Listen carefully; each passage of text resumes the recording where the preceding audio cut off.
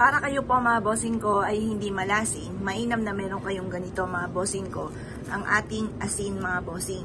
Maglalagay ka lamang po ng asin sa isang lagayan, mas mainam ay clear para kita rin po sa labas at kita sa loob. Napakaraming langgam sa amin mga bossing ko dito at hindi ko po siya itinataboy mga bossing. Ewan ko mga bossing, kahit suka ay nilalanggam mga bossing.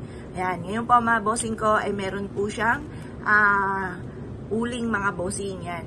Ang uling na ito, special po ito. Dahil ito po mga bossing ko ay uling po ng kawayan.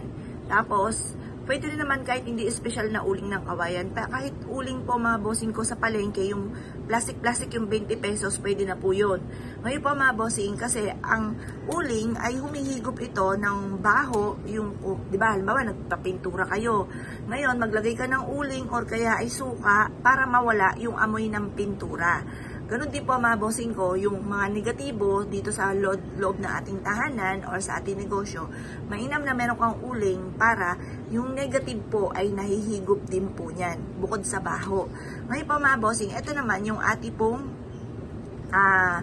asin. Ang asin, ganun din po siya, powerful po siya, ayon lalo na sa punsoy.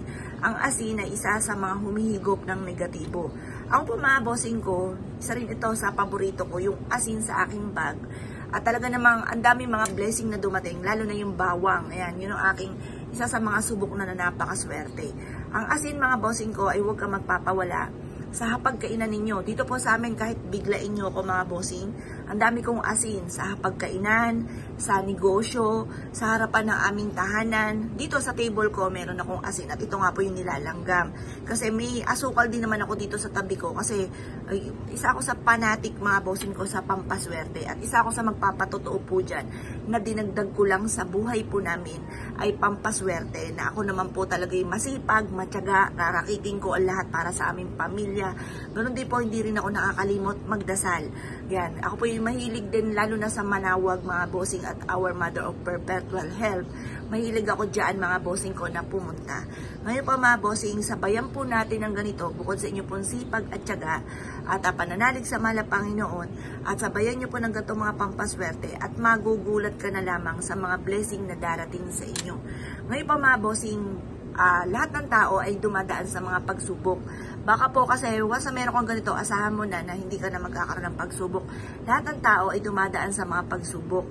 Yan po mga bossing ko, iba't ibang pagsubok lamang po, iba't ibang istorya tayo ng buhay.